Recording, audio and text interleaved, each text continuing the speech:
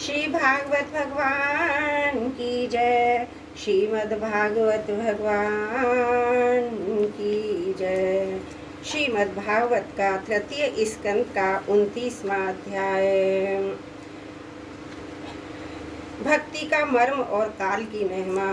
29वां अध्याय। भक्ति का मर्म और काल की महिमा। देवभूति ने पूछा, प्रभु, प्रकृति, पुरुष और महत्वाद आदि का जैसा लक्षण सांख्य शास्त्र में कहा गया है तथा जिसके द्वारा उनका वास्तविक स्वरूप अलग अलग जाना जाता है, और भक्ति योग को ही जिसका प्रयोजन कहा गया है, वह आपने मुझे बताया। अब कृपा करके भक्ति योग का मार्ग मुझे विस्तार पूर्वक बताइए। इसके सिवा जीवों की जन्म मरण रूपा अनेक प्रकार की गतियों का भी वर्णन कीजिए, जिनके सुनने से जीव को सब प्रकार की वस्तुओं से वैराग्य होता है, जिसके वैसे लोग शुभ कर्मों में प्रवृत्त होते हैं, और जो ब्रह्मादि का भी शासन करने वाला है, उस सर्व समर्थ काल का स्वरूप भी आप मुझसे कहिए। ज्ञान दृष्टि के लुप्त हो जाने के कारण देहादि मिथ्या वस्तुओं में जिन्हें आत्म अभिमान हो गया है, तथा बुद्धि के कर्मासक्त रहने के कारण अत्यंत श्रमित होकर जो चिरकाल से अपार अंधकार में संसार में सोए पड़े हैं, उन्हें जगाने के लिए आप योग प्रकाशक सूर्य ही प्रकट हुए हैं। श्री मैत्रेय जी कहते हैं, कुरुश्रेष्ठ विदुर जी, माता के ये मनोहर वचन सुनकर महामुनि कपिल जी ने उनकी प्रशंसा की और जीवों के प्रति दया से द्रवीभूत हो बड़ी प्रसन्नता के साथ उनसे इस प्रकार बोले। श्री भगवान ने कहा, माता जी, साधकों के भाव के अनुसार भक्ति योग का अनेक प्रकार से प्रकाश होता है, क्योंकि स्वभाव और गुणों के भेद से मनुष्यों के भाव में भी विभिन्नता आ जाती है। जो भेददर्शी क्रोधी पुरुष हृदय में हिंसा, दंभ अथवा मात्सर्य का भाव रखकर मुझसे प्रेम करता है, वह मेरा तामस भक्त है। जो पुरुष विषय, यश और ऐश्वर्य की कामना से प्रतिमादि में मेरा भेदभाव से पूजन करता है, वह राजस भक्त है। जो व्यक्ति पापों का क्षय करने के लिए, परमात्मा को अर्पण करने के लिए और पूजन करना कर्तव्य है, इस बुद्धि से मेरा भेदभाव से पूजन करता है, वह सात्विक भक्त है। जिस प्रकार गंगा का प्रवाह अखंड रूप से समुद्र की ओर बहता रहता है, उसी प्रकार मेरे गुणों के श्रवण मात्र से मन की गति का तेल धारावत अविच्छिन्न रूप से मुझ सर्वांतर्यामी के प्रति हो जाना तथा मुझ पुरुषोत्तम में निष्काम और अन्य प्रेम होना, यह निर्गुण भक्ति योग का लक्षण कहा गया है। ऐसे निष्काम भक्त दिए जाने पर भी मेरी सेवा को छोड़कर सालोक के साष्टी, सामीप्य, सारूप्य और सायुज्य मोक्ष तक नहीं लेते। भगवत सेवा के लिए मुक्ति का तिरस्कार करने वाला यह भक्ति योग ही परम पुरुषार्थ अथवा साध्य कहा गया है। इसके द्वारा पुरुष तीनों गुणों को लांघकर मेरे भाव की, मेरे प्रेम पूर्वक अपाकृत स्वभाव की भी प्राप्त हो जाता है। निष्काम भाव से श्रद्धा पूर्वक अपने नित्य नैमित्तिक कर्तव्यों का पालन कर नित्य प्रति हिंसा रहित उत्तर क्रिया योग का अनुष्ठान करने, मेरी प्रतिमा का दर्शन, स्पर्श, पूजा, स्तुति और वंदना करने, प्राणियों में मेरी भावना करने, धैर्य और वैराग के अवलंबन, महापुरुषों का मान, दीनों पर दया और समान स्थिति वालों के प्रति मित्रता का व्यवहार करने, यम नियमों का पालन, अध्यात्म शास्त्रों का श्रवण और मेरे नामों का उच्च स्वर से कीर्तन करने से तथा मन की सरलता, सत्पुरुषों के संग और अहंकार के त्याग से मेरे धर्मों का, भागवत धर्मों का अनुष्ठान करने वाले भक्त पुरुष का चित्त अत्यंत शुद्ध होकर मेरे गुणों के श्रवण मात्र से अनायास ही मुझ में लग जाता है। जिस प्रकार वायु के द्वारा उड़कर जाने वाला गंध अपने आशय पुष्प से घ्राण इंद्रियों तक पहुंच जाता है, उसी प्रकार भक्ति योग में तत्पर राग द्वेष आदि विकारों से शून्य चित्त परमात्मा को प्राप्त कर लेता है। मैं आत्मा रूप से सदा सभी जीवों में स्थित हूँ, इसलिए जो लोग मुझ सर्वभूत स्थित परमात्मा का अनादर करके केवल प्रतिमा में ही मेरा पूजन करते हैं, उनकी वह पूजा स्वांग मात्र है। मैं सबका आत्मा परमेश्वर सभी भूतों में स्थित हूँ। ऐसी दशा में जो मोहवश मेरी उपेक्षा करके केवल प्रतिमा के पूजन में ही लगा रहता है, वह तो मानो भस्म में ही हवन करता है। जो वेददर्शी और अभिमानी पुरुष जो मेरे जीवों के द्वारा वैर बांधता है, इस प्रकार उनके शरीर में विद्यमान मुझ आत्मा से ही द्वेष करता है, उनके मन को कभी शांति नहीं मिल सकती। माता जी, जो दूसरे जीवों का अपमान करता है वह बहुत सी घटिया बढ़िया सामग्रियों से अनेक प्रकार के विधि विधान के साथ मेरी मूर्ति का पूजन भी करे तो भी मैं उससे प्रसन्न नहीं हो सकता। मनुष्य अपने धर्म का अनुष्ठान करता हुआ तब तक मुझ ईश्वर की प्रतिमा आदि में पूजा करता रहे जब तक उसे अपने हृदय में एवं संपूर्ण प्राणियों में स्थित परमात्मा का अनुभव न हो जाए। जो व्यक्ति आत्मा और परमात्मा के बीच थोड़ा सा भी अंतर करता है, उस भेददर्शी को मैं मृत्यु रूप से महान भय उपस्थित करता हूँ। अतः संपूर्ण प्राणियों के भीतर घर बनाकर उन प्राणियों के ही रूप में स्थित मुझ परमात्मा का यथा योग्य दान मात्र और मित्रता के व्यवहार तथा समदृष्टि के द्वारा पूजन करना चाहिए। माता जी, पाषाण आदि चेतनाओं की अपेक्षा वृक्षादि जीव श्रेष्ठ हैं, उनसे श्वास लेने वाले प्राणी श्रेष्ठ हैं, उनमें भी मन वाले प्राणी उत्तम और उनसे इंद्रिय की वृत्तियों से युक्त प्राणी श्रेष्ठ हैं। सेन इंद्रियों प्राणियों में भी केवल स्पर्श का अनुभव करने वालों की अपेक्षा इसका ग्रहण कर सकने वाले मत्स्यादि उत्कृष्ट हैं तथा रसवेताओं की अपेक्षा गंध का अनुभव करने वाले भ्रमरादि और गंध का ग्रहण करने वालों से भी शब्द का ग्रहण करने वाले सर्पादि श्रेष्ठ हैं। उनसे भी रूप का अनुभव करने वाले काकादि उत्तम हैं और उनकी अपेक्षा जिनके ऊपर नीचे दोनों ओर दांत होते हैं वे जीव श्रेष्ठ हैं। उनमें भी बिना पैर वालों से बहुत से चरणों वाले श्रेष्ठ हैं तथा बहुत चरणों वालों में 4 चरण वाले और 4 चरणों वालों से भी 2 चरण वाले मनुष्य श्रेष्ठ हैं। मनुष्यों में भी 4 वर्ण श्रेष्ठ हैं, उनमें भी ब्राह्मण श्रेष्ठ है। ब्राह्मणों में वेद को जानने वाले उत्तम हैं, वेदाज्ञों में भी वेद का तात्पर्य जानने वाले श्रेष्ठ हैं। तात्पर्य जानने वालों से संशय निवारण करने वाले, उनसे भी अपने वर्णाश्रमोचित धर्म का पालन करने वाले तथा उनसे भी आसक्ति का त्याग और अपने धर्म का निष्काम भाव से आचरण करने वाले श्रेष्ठ हैं। उनकी अपेक्षा भी जो लोग अपने संपूर्ण कर्म, उनके फल तथा अपने शरीर को भी मुझे ही अर्पण करके भेदभाव छोड़कर मेरी उपासना करते हैं, वे श्रेष्ठ हैं। इस प्रकार मुझे ही चित्त और कर्म समर्पण करने वाले अकर्ता और समदर्शी पुरुष से बढ़कर मुझे कोई अन्य प्राणी नहीं दिखता। अतः यह मानकर कि जीव रूप अपने अंश से साक्षात भगवान ही सब में अनुगत हैं, इन समस्त प्राणियों को बड़े आदर के साथ मन से प्रणाम करें। माता जी, इस प्रकार मैंने तुम्हारे लिए भक्ति योग, अष्टांग योग का वर्णन किया। इनमें से एक का भी साधन करने से जीव परम पुरुष भगवान को प्राप्त कर सकता है। भगवान परमात्मा पर ब्रह्म का अद्भुत प्रभाव संपन्न तथा जागतिक पदार्थों के नाना विधि वैचित्र्य का हेतुभूत सर्वरूप विशेष ही काल नाम से विख्यात है। प्रकृति और पुरुष इसी के रूप हैं तथा इनमें यह पृथक भी है। नाना प्रकार के कर्मों का मूल अदृष्ट भी यही है तथा इसी से महत्व सत्वादि के अभिमानी भेददर्शी प्राणियों को सदा भय लगा रहता है। जो सबका आश्रय होने के कारण समस्त प्राणियों में अनुप्रविष्ट होकर भूतों द्वारा ही उनका संहार करता है, वह जगत का शासन करने वाले ब्रह्मादि का भी प्रभु भगवान का भी यज्ञों का फल देने वाला विष्णु है। इसका ना तो कोई मित्र है, ना कोई शत्रु है, ना कोई सगा संबंधी है। यह तो सर्वदा सजग रहता है, अपने स्वरूपभूत श्री भगवान को भूलकर भोग रूप प्रसाद प्रमाण में पड़ा रहता है। प्राणियों पर आक्रमण करके उनका संहार करता है। इसी के भय से वायु चलती है, इसी के भय से सूर्य तपता है, इसी के भय से इंद्र वर्षा करते हैं और इसी के भय से तारे चमकते हैं। इसी से भयभीत होकर औषधियों के सहित लताएं सारी वनस्पतियां समय समय पर फल फूल धारण करती हैं। इसी के डर से नदियां बहती हैं और समुद्र अपनी मर्यादा से बाहर नहीं जाता। इसी के भय से अग्नि प्रज्वलित होती है और पर्वतों के सहित पृथ्वी जल में नहीं डूबती है। इसी के शासन से आकाश जीवित प्राणियों को श्वास प्रश्वास के लिए अवकाश देता है और मैं तत्व अहंकार रूप शरीर का 7 आवरणों से युक्त ब्रह्मांड के रूप में विस्तार करता है। इस काल के ही भय से सत्वादि गुणों के नियामक विष्णु आदि देवगण, जिनके अधीन यह सारा चराचर जगत है, अपने जगत रचना आदि कार्यों में युग क्रम से तत्पर रहते हैं। यह विनाशी काल स्वयं अनादि किंतु दूसरों का आदि करता उत्पादक है तथा स्वतः अनंत होकर भी दूसरों का अंत करने वाला है। यह पिता से पुत्र की उत्पत्ति कराता हुआ सारे जगत की रचना करता है और अपनी संहार शक्ति मृत्यु के द्वारा यमराज को भी मरवा कर इसका अंत कर देता है। बोलो भागवत भगवान की जय, श्रीमद् भागवत भगवान की जय। तृतीय स्कंद और ये 29वां अध्याय। बोलो भागवत भगवान की जय, बोलो भागवत भगवान की जय। त्रुटियों के लिए क्षमा।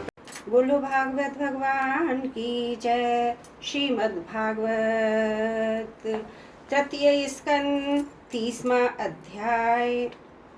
देहगे में आसक्त पुरुषों की अधोगति का वर्णन। कपिल देव जी कहते हैं, माता जी, जिस प्रकार वायु के द्वारा उड़ाया जाने वाला मेघ समूह उसके बल को नहीं जानता, उसी प्रकार यह जीव भी बलवान काल की प्रेरणा से भिन्न भिन्न अवस्थाओं तथा योनियों में भ्रमण करता रहता है, किंतु उसके प्रबल प्रकार को नहीं जानता। जीव सुख की अभिलाषा से जिस जिस वस्तु को बड़े कष्ट से प्राप्त करता है, उसी उसी को भगवान काल विनष्ट कर देता है, जिसके लिए उसे बड़ा शोक होता है। इसका कारण यही है कि यह मंदमती जीव अपने इस नाशवान शरीर तथा उसके संबंधियों के घर, खेत और धन आदि को मोहवश नित्य मान लेता है। इस संसार में यह जीव जिस जिस योनि में जन्म लेता है, उसी उसी में आनंद मानने लगता है और उससे विरक्त नहीं होता। यह भगवान की माया से ऐसा मोहित हो रहा है कि कर्मवश नार की योनियों में जन्म लेने पर भी वहाँ के विष्टा आदि भोगों में ही सुख मानने का कारण उसे भी छोड़ना नहीं चाहता। यह मूर्ख अपने शरीर, स्त्री, पुत्र, गृह, पशु, धन और बंधु बांधवों में अत्यंत आसक्त होकर उनके संबंध में नाना प्रकार के मनोरथ करता हुआ अपने को बड़ा भाग्यशाली समझता है। इनके पालन पोषण की चिंता से इसके संपूर्ण अंग जलते रहते हैं, तथापि दुर्वासनाओं से दूषित हृदय होने के कारण यह मूढ़ निरंतर इन्हीं के लिए तरह तरह के पाप करता रहता है। उल्टा स्त्रियों के द्वारा एकांत में संभोग आदि के समय प्रदर्शित किए हुए कपट पूर्ण प्रेम में तथा बालकों की मीठी मीठी बातों में मनो इंद्रियों के फंस जाने से ग्रस्त पुरुष घर के दुख प्रदान कपट पूर्ण कर्णों में लिप्त हो जाता है। उस समय बहुत सावधानी करने पर भी यदि उसे किसी दुख का प्रतिकार करने में सफलता मिल जाती है, तो उसे वह सुख सा मान लेता है। जहाँ तहाँ से भयंकर हिंसा वृत्ति के द्वारा धन संचय कर यह ऐसे लोगों का पोषण करता है जिनके पोषण से नरक में जाता है। स्वयं तो उनके खाने पीने से बचे हुए अन्न को ही खा रहता है। बार बार प्रयत्न करने पर भी जब इसकी कोई जीविका नहीं चलती, तो यह लोभवश और अधीर हो जाने से दूसरों के धन की इच्छा करने लगता है।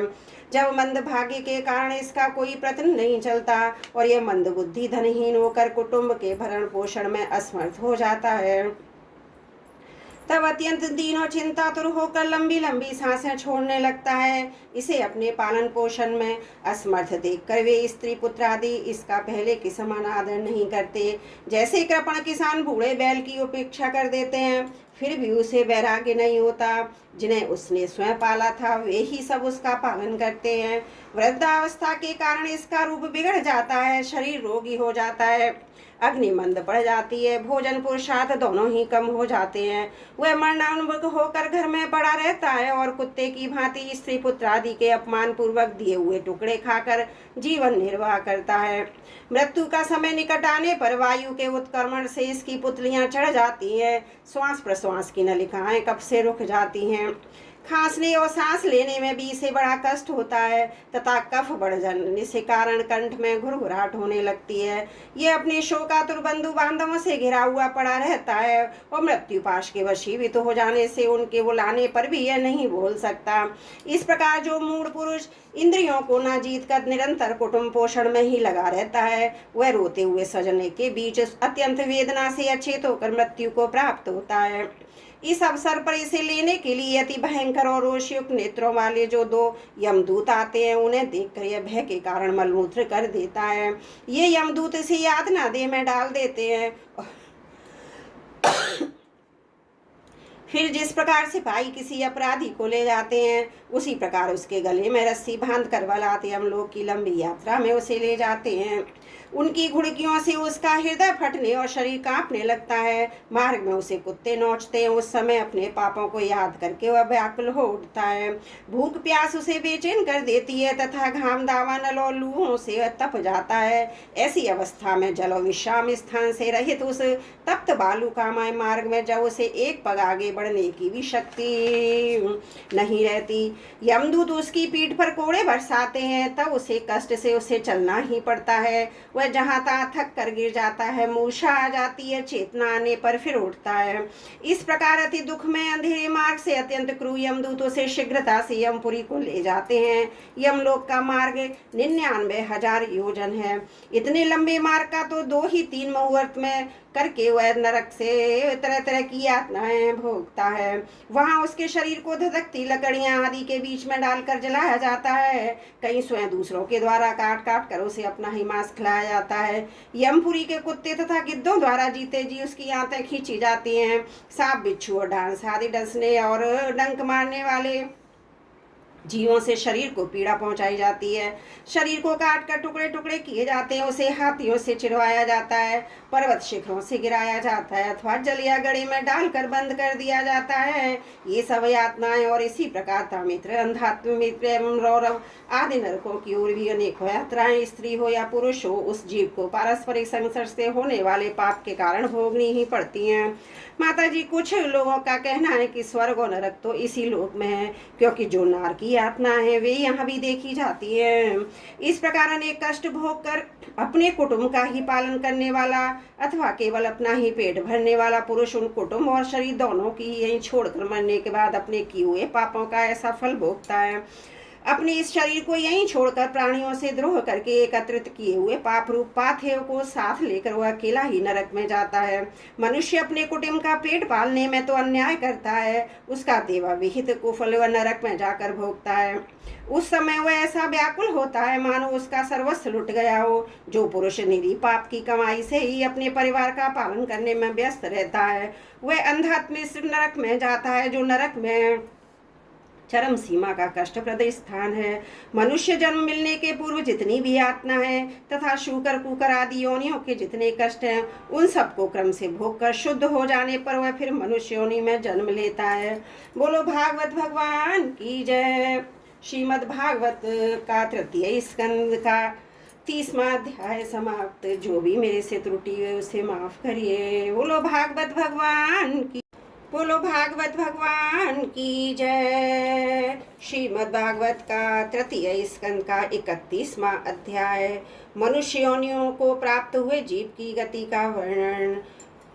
श्री भगवान कहते हैं, माता जी, जब जीव को मनुष्य शरीर में जन्म लेना होता है तो वह भगवान की प्रेरणा से अपने पूर्व कर्मानुसार ध्येय प्राप्ति के लिए पुरुष के वीर्य कण के द्वारा स्त्री के उदर में प्रवेश करता है। वहाँ एक रात्रि में स्त्री के रस से मिलकर एक रूप कलल बन जाता है। 5 रात्रि में बुद्ध रूप हो जाता है। 10 दिन में बेर के समान कुछ कठिन हो जाता है। इसके बाद मांसपेशी अथवा अंडज प्राणियों में अंडे के रूप में परिणत हो जाता है। 1 महीने में उसके सिर निकल आता है। 2 मास में हाथ पांव आदि अंगों का विभाग हो जाता है। 3 मास में नख, रोम, अस्थि, चर्म, स्त्री पुरुष के चिन्ह तथा अन्य छिद्र उत्पन्न हो जाते हैं। 4 मास में उसमें मांसादि 7 धातुआं पैदा हो जाती हैं। 5वें महीने में भूख प्यास लगने लगती है। 6ठे मास में झिल्ली से लिपट कर वह दाहिनी कोख में घूमने लगता है। उस समय माता के खाए हुए अन्न जल आदि से उसकी सब धातुएं पुष्ट होने लगती हैं और वह कृमि और जंतुओं के उत्पत्ति स्थानों से जघन्य मलमूत्र के गड्ढे में पड़ा रहता है। वह सुकुमार तो होता ही है, इसलिए जब वहाँ के भूखे कीड़े उसके अंग प्रत्यंग नोचते हैं तब अत्यंत कलेश के कारण वह क्षण क्षण में अचेत हो जाता है। माता के खाए हुए कड़वे, तीखे, गरम, नमकीन, रूखे, खट्टे आदि उग्र पदार्थों का स्पर्श होने से उसके सारे शरीर में पीड़ा होने लगती है। वह जीव माता के गर्भाशय में झिल्ली से लिपटा और आंतों से घिरा रहता है। उसका सिर पेट की ओर तथा पीठ गर्दन कुंडलाकर मुड़े रहते हैं। वह पिंजड़े में बंद पक्षी के समान पराधीन अंगों को हिलाने डुलाने में भी असमर्थ रहता है। इसी समय दृष्टि की प्रेरणा से उसे स्मरण शक्ति प्राप्त होती है। तब अपने सैकड़ों जन्मों के कर्म याद आ जाते हैं। वह बेचैन हो जाता है तथा उसका दम घुटने लगता है। ऐसी अवस्था में उसे क्या शांति मिल सकती है। 7वां महीना आरंभ होने पर उसमें ज्ञान शक्ति का भी उन्मेष हो जाता है, परंतु प्रसूति वायु से चलायमान रहने के कारण वह उसी उदर में उत्पन्न हुए विष्ठा के कीड़ों के समान एक स्थान पर नहीं सकता। तब सप्त धातुआं स्थूल शरीर से बंधा हुआ है देहात्मदर्शी जीव अत्यंत भयभीत होकर दीन वाणी से कृपा याचना करता हुआ हाथ जोड़कर उस प्रभु की स्तुति करता है जिसने उसे माता के गर्भ में डाला है। जीव कहता है, मैं बड़ा अधम हूँ, भगवान ने मुझे तो इस प्रकार की गति दिखाई है, वह मेरे योग्य ही है। वे अपनी शरण में आए हुए इस नश्वर जगत की रक्षा के लिए ही अनेक प्रकार के रूप धारण करते हैं। अतः मैं भी भूतल पर विचरण करने वाले उन्हीं के निर्णय चरणाविंदों की शरण लेता हूँ। जो मैं जीव इस माता के उदर में देह इंद्रिय अंतकरण रूप माया का आश्रय कर पूर्ण पाप रूप कर्मों से आच्छादित रहने के कारण बुद्ध की तरह हूँ, वही भी मैं अपने संतप्त हृदय में प्रतीत होने वाले उन विशुद्ध अपाधि रहित अभिकारी अखंड बोध स्वरूप परमात्मा को नमस्कार करता हूँ। मैं वस्तुतः शरीर आदि से रहित असंग होने पर भी देखने में 5 भौतिक शरीर से संबंध हूँ और इसलिए इंद्रिय गुण शब्द आदि विषय और चिदाभास अहंकार रूप जान पड़ता हूँ। अतः इस शरीर आदि के आवरण से जिनकी महिमा कुंठित नहीं हुई है, उन प्रकृति और पुरुष के नियंता सर्वज्ञ विद्या शक्ति संपन्न परम पुरुष की मैं वंदना करता हूँ।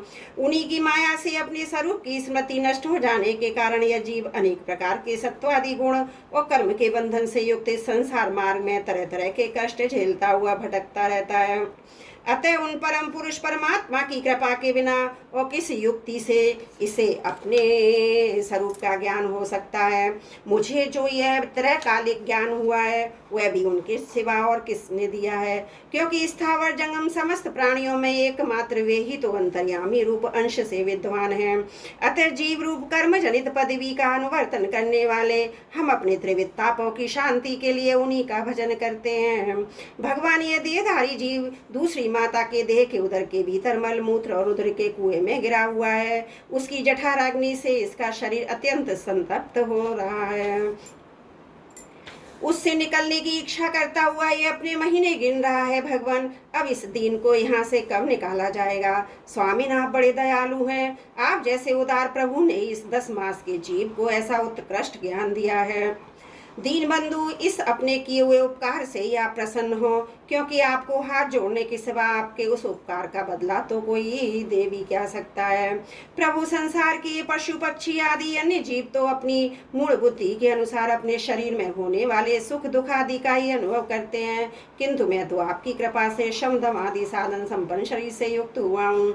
अतः आपकी दी हुई विवेकवती बुद्धि से आप पुराण पुरुष को अपने शरीर के बाहर और भीतर अहंकार के आश्रयभूत आत्मा की भांति प्रत्यक्ष अनुभव करता हूँ। भगवान, इस अत्यंत दुख से भरे हुए गर्भाशय में यद्यपि मैं बड़े कष्ट से भोग रहा हूँ, तो भी इससे बाहर निकलकर संसार में अंधकूप में गिरने की मुझे बिल्कुल इच्छा नहीं है, क्योंकि उसमें जाने वाले जीव को आपकी माया घेर लेती है, जिसके कारण उसके शरीर में अहम बुद्धि हो जाती है और उसके परिणाम से उसे फिर संसार चक्र में ही पड़ना होता है। अतः मैं व्याकुलता को छोड़कर हृदय में श्री विष्णु भगवान के चरणों को स्थापित कर अपनी बुद्धि की सहायता से ही अपने को बहुत शीघ्र संसार रूप समुद्र के पार ला दूंगा, जिससे मुझे अनेक प्रकार के दोषों से युक्त है संसार दुख फिर ना प्राप्त हो। कपिल देव जी कहते हैं, माता, यह 10 महीने का जीव गर्भ में ही इस तरह प्रकार विवेक संपन्न होकर भगवान की स्तुति करता है, तब उस अधोमुख बालक को प्रसव काल की वायु तत्काल बाहर आने के लिए ढकेलती है। उसके सहसा ढेलने पर बालक अत्यंत व्याकुल हो नीचे सिर करके बड़े कष्ट से बाहर निकलता है। उस समय उसके श्वास की गति रुक जाती है और पूर्व स्मृति नष्ट हो जाती है। पृथ्वी पर माता के रुधिर और मूत्र में पड़ा हुआ बालक विष्ठा के कीड़े के समान छटपटाता है। उसका गर्भवास का सारा ज्ञान नष्ट हो जाता है। वह विपरीत गति देहाभिमानी रूप अज्ञान दशा को प्राप्त होकर बार बार जोर जोर से रोता है। फिर जो लोग उसका अभिप्राय नहीं समझ सकते, उनके द्वारा उसका पालन पोषण होता है। ऐसी अवस्था में उसे तो प्रतिकूलता प्राप्त होती है। उसका निषेध करने की शक्ति भी उसमें नहीं होती है। जब उस जीव को शिशु अवस्था में मैली कुचेली खाट पर सुला दिया जाता है, जिसमें में खटमल आदि स्वदेश जीव लिपटे रहते हैं, तब उसमें शरीर को खुजलाने उठाने और करवट बदलने की भी सामर्थ्य न होने के कारण बड़ा कष्ट पाता है। उसकी त्वचा बड़ी कोमल होती है, उसे डांस मच्छर खटमल आदि उसी प्रकार काटते रहते हैं जैसे बड़े कीड़े को छोटे कीड़े। इस समय उसका गर्भावस्था का सारा ज्ञान जाता रहता है, सिवा रोने के वह कुछ नहीं कर सकता। इसी प्रकार बाल्य कौमार और पांग अवस्था के दुख भोग कर वह बालक युवावस्था में पहुंचता है। इस समय उसे यदि कोई इच्छित भोग नहीं प्राप्त होता तो उस अज्ञान बस उसका क्रोध उद्धित हो जाता है, शोकाकुल हो जाता है। देह के साथ साथ अभिमान और क्रोध बढ़ जाने के कारण वह काम परवश जीव अपना ही नाश करने के लिए दूसरे कामी पुरुषों के साथ बैर ठानता है। खोटी बुद्धि वाला और ज्ञानी जीव पंचभूतों से रचे हुए इस देह में मिथ्या विनिवेश के कारण निरंतर में मेरे मेरेपन का अभिमान करने लगता है। जो शरीर इसे वृद्धावस्था और अनेक प्रकार के कष्ट ही देता है तथा अविद्या और कर्म के सूत्र से बंधा रहने के कारण सदा इसके पीछे लगा रहता है, उसी के लिए यह तरह तरह के कर्म करता रहता है जिनमें बंध जाने के कारण उसे बार बार संसार चक्र में पड़ना होता है। सन्मार्ग में चलते हुए यदि इसका किन्हीं जिभ्या उपनिषदों के भोगों में लगे हुए विषयी भोगों से समागम हो जाता है, वह उसे आस्था करके उन्हीं का अनुगमन करने लगता है, जो पहले के समान ही फिर नार की योनियों में पड़ता है, जिनके संग से इनके सत्य शौच बाहर भीतर की पवित्रता दया वाणी का संयम बुद्धि धन संपत्ति लज्जा यश क्षमा मनो इंद्रियों का संयम तथा ऐश्वर्य आदि सभी सद्गुण नष्ट हो जाते हैं। उन अत्यंत शोचनीय स्त्रियों के क्रीड़ामर खिलौना शांत मूल देहात्मदर्शी असत्पुरुषों का संग कभी नहीं करना चाहिए, क्योंकि इस जीव को किसी और का संग करने से ऐसा मोह बंधन नहीं होता जैसा स्त्रियों के संगियों का संग करने से होता है। एक बार अपनी पुत्री सरस्वती को देखकर ब्रह्मा जी भी उनके रूप लावण से मोहित हो गए थे और उसके मृगी रूप होकर भागने पर उसके पीछे निरस्ता पूर्वक मृग रूप होकर दौड़ने लगे। उन्हीं ब्रह्मा जी ने मरीचि और प्रजापतियों की तथा मरीचि आदि ने कश्यप आदि की और कश्यप आदि ने देव मनुष्य आदि प्राणियों की सृष्टि की। अतः इनमें एक ऋषिवर नारायण को छोड़कर ऐसा कौन पुरुष हो सकता है जिसकी बुद्धि स्त्री रूपणी माया से मोहित न हो। अहो मेरी इस स्त्री रूपणी माया का बल तो देखो, जो अपने भ्रकुटी विलास मात्र से बड़े बड़े दिग्गजी वीरों को पैरों से कुचल देती है। जो पुरुष योग के परम पद पर आरूढ़ होकर चाहता है तो जिसे मेरी सेवा के प्रभाव से आत्मा अनात्मा का विवेक हो गया हुआ है, स्त्रियों का संग कभी ना करे, क्योंकि उन्हें ऐसे पुरुष के लिए नरक का खुला द्वार बताया गया है। भगवान की रची हुई जो स्त्री रूपणी माया धीरे धीरे सेवा आदि के मिस से पास आती है, इसे तिनकों से ढके हुए कुएं के समान अपनी मृत्यु ही समझें। स्त्री में आसक्त रहने के कारण तथा अंत समय में स्त्री का ही ध्यान रहने से जीव को स्त्री योनि प्राप्त होती है। इस प्रकार स्त्री योनि को प्राप्त हुआ जीव पुरुष रूप में प्रतीत होने वाली मेरी माया को ही धन पुत्र और ग्रह आदि देने वाला अपना पति मानता रहता है। जो जिस तरह व्याधे का गान कानों को प्रिय लगने पर भी बेचारे भोले भाले पशु पक्षियों को फंसाकर उनके नाश का ही कारण होता है, उसी प्रकार उन पुत्र पति और ग्रह आदि को विधाता की निश्चित की हुई अपनी मृत्यु ही जाने। देवी जीव के उपाधिभूत लिंग देह के द्वारा पुरुष एक लोक से दूसरे लोक में जाता है और अपने प्रारब्ध कर्मों को भोगता है। निरंतर अन्य देहों की प्राप्ति के लिए दूसरे कर्म करता रहता है। जीव का उपाधि रूप लिंग शरीर तो मोक्ष पर्यंत उसके साथ रहता है तथा भूत इंद्रियां और मन का कार्य रूप स्थूल शरीर इसका भोगाधिष्ठान है। इन दोनों का परस्पर संगठित होकर कार्य न करना ही प्राणी की मृत्यु है और दोनों का साथ साथ प्रकट होना जन्म कहलाता है। पदार्थों की उपलब्धि के स्थान रूप इस स्थूल शरीर में जब उनको ग्रहण करने की योग्यता नहीं रहती, वह उसका मरण है। यह स्थूल शरीर ही मैं हूँ, इस अभिमान के साथ उसे देखना उसका जन्म है। नेत्रों में जब किसी दोष के कारण रूपादि को देखने की योग्यता नहीं रहती, तभी उनमें रहने वाली चक्षु इंद्रियां भी रूप देखने में असमर्थ हो जाती हैं और जब नेत्र और उनमें रहने वाली इंद्रियां दोनों ही रूप देखने में असमर्थ हो जाती हैं, तभी इन दोनों के साक्षी जीव में भी योग्यता नहीं रहती है। अतः मोक्ष पुरुष को मरणादि से भय दीनता अथवा मोह नहीं होना चाहिए। उसे जीव को स्वरूप को जानकर धैर्यपूर्वक निसंभाव से चलना चाहिए तथा इस महामाया संसार में योग वैराग्य युक्त सम्यक ज्ञानमयी बुद्धि से शरीर को निक्षेप धरोहर की भांति रखकर उसके प्रति अनासक्त रहते हुए विचरण करना चाहिए। बोलो भागवत भगवान की जय। श्रीमद् भागवत तृतीय स्कंद और 31वां अध्याय। जो भी त्रुटि हो प्रभु माफ करिए। बोलो भागवत भगवान की जय, बोलो भागवत भगवान की।